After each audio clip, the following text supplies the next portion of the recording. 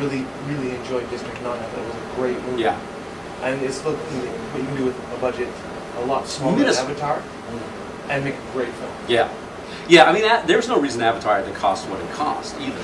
You know, I mean, they could have made that film for half of what they spent on it, and it still would have been a perfectly fine film. But it is interesting, you know, there were 3 blockbuster science fiction films last year. Avatar, District 9, and Star Trek. And 2 of them made the extended list for the Oscars. Why didn't Star Trek make the list? Anybody have an idea? Anybody think it should have made the list? Yes. It's a good film, right? Very good film. Reason it didn't make the list is it's not about anything. The Academy was willing to anoint science fiction when science fiction had something important to say.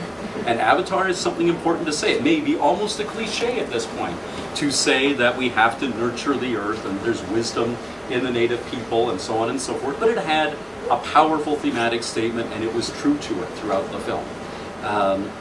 District 9, of course, is all about apartheid and race relations, and it had something powerful to say. And Star Trek was just a good time.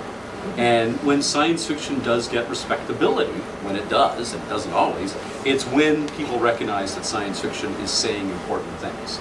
And I think that's why Star Trek was overlooked, except in technical categories. Star Trek is about something. I shouldn't have dismissed that. There's one overarching theme in all of Star Trek 2009. Anybody have a guess at what it is? I'm actually about to give a lecture at a writers' conference about what it is. So, it is the obligation of children to their parents. The obligation of children to their parents and vice versa. Every scene in the film is about that. It's about Spock's obligation or lack thereof to his father. His whole journey in the film is driven by the loss of his mother. He changes his life because the Vulcan science minister disses his mom in front of him, and he says, "Live long and prosper," in a tone that means F you, and heads off to Starfleet. Kirk is all about trying to live up to his surrogate father, who is Captain Pike, and follow in the footsteps of the father he never knew, George Kirk. Nero, the villain, is driven by his rage at having lost his wife and his child. It is all entirely about that, about parents and children and surrogate parents and their surrogate children. And it all holds together quite nicely thematically on that basis. It's entirely structured on exploring that kind of relationship. But it is not a profoundly philosophical or important message. Nor is it one that is uniquely, could only uniquely be told in a science fictional context. So it wasn't, I think that's why the Academy overlooked it. Technically, it's a way better film than Avatar. Avatar is a good, not Avatar, excuse me, but District 9. District 9 is a good film, but you keep looking at it and thinking, wow, that's really good for the budget. And you never say for Star Trek, except when they're all in the brewery for some reason that's supposed to be engineering, thinking, what the hell are they doing here? Can we afford a set, for God's sakes? Except for that, it looks like a big budget film. Anybody else?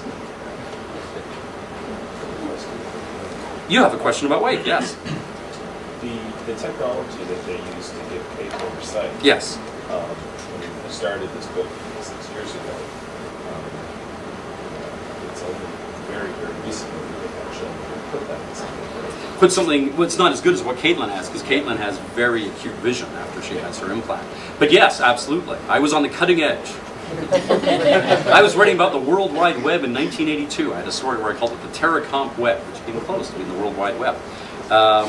But yeah, I mean, part of my job is to keep up with not only what's current in science, but what scientists and engineers are thinking about doing down the road, and also trying to come up with things that they might want to do down the road, you know, kind of sort of set an agenda. That's part of what science fiction does. I mentioned 2001 at the outset. There's a great book that came out in 1997 called Hal's Legacy. And it's essays by all of the leading lights in artificial intelligence from, at that point, the 30 years from the 60s to the 90s, and how they were all inspired by Hal. Because you look at the things Hal did in 2001. He played chess and beat a human being. He did natural language processing. He could recognize faces even when they were sketches of faces. He did all the things that became kind of the holy grails of the artificial intelligence movement for 30 years. Wow. Beg pardon? Kill an entire crew. That's right. And I think science fiction very often does that. I have, we write about things, and engineers look and think, wow, wouldn't that be a cool idea? And they go out and try and make it. And I've been privileged, because of this book, to get to give talks at both the Googleplex, the international headquarters of Google, and Google in Waterloo, to talk to some of their people and hopefully, give them new exciting ideas for how they're going to take over the world. Anybody else? You've been a very attentive audience. Thank you. I'm going to be here for a while. We've got all kinds of books I'm happy to sign. Father's Day is coming up. Mother's Day is coming up. Autographed books make great presents. I just point that out. And I'll be happy to chat with anybody. If you brought books of your own, I'm happy to sign them as well. And I thank you all so much for coming. A great audience. Thank you. Wow, standing room only. We appreciate that. I got to point this out to you, Rob. The last time I had the privilege of hosting a book event with Rob Sawyer in Hamilton was 11 years ago.